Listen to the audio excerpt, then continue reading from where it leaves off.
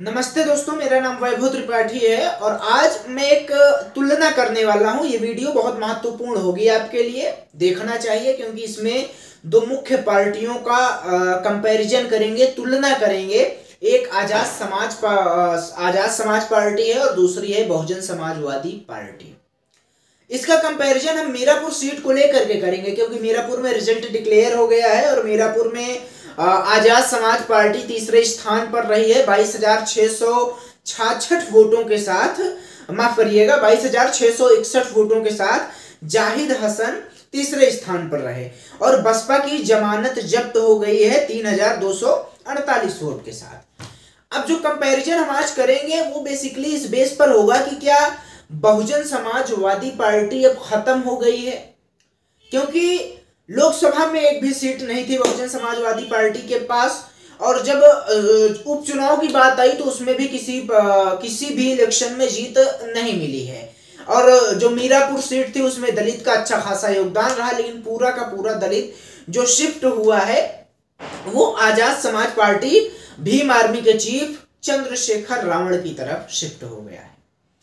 अरशद राणा ओवैसी की पार्टी से होते हैं, उनको 18,000 के करीब में वोट मिलता है और शाह नजर जो कि बहुजन समाजवादी पार्टी के प्रत्याशी होते हैं उनको केवल 3,000 वोट मिलता है। इस बार देखा यह गया कि प्रचार करने कोई आया नहीं। विशेषकर बहुजन समाजवादी पार्टी के बसपा सुप्रीमो मायावती ने तो पहले ही कह दिया था कि साहब मैं तो प्रचार करने नहीं जाऊंगी, और उनके उत्तराधिकारी आकाश आनंद भी मीरापुर में नहीं दिखे। और जो अगर मैं बात करूं चंद्रशेखर की, तो गुरु वो भी एक ही दिन दिखते हैं, 1 या 2 दिन आते हैं ज्यादा से ज्यादा, और उसी दिन रोड शो करते हैं। 18 नवंबर का वो दिन था, आचार संहिता लगने ही वाला था और तब प्रवेश करते हैं चंद्रशेखर। और चंद्रशेखर के आते ही भीम आर्मी की सेना एक्टिव हो जाती है, सभी जाते हैं और दलित को साधने, गुर्जर समुदाय को साधने के लिए चंद्रशेखर आते हैं। हालांकि दावा ये था कि हम जीतेंगे, सभी पार्टियां दावा करती हैं, सभी अध्यक्ष दावा करते हैं, जीत किसी एक को ही मिलती है और जीत मिली है मिथिलेश पाल को। चंद्रशेखर तीसरे स्थान पर होते हैं, लेकिन गुरु उनका तीसरे स्थान पर रहना भी एक बहुत बड़ी बात है, क्योंकि जहां कभी इलेक्शन नहीं लड़े हैं, पहली बार आते हैं मैदान में और वहां से तीसरे स्थान पर हो जाना चंद्रशेखर के लिए।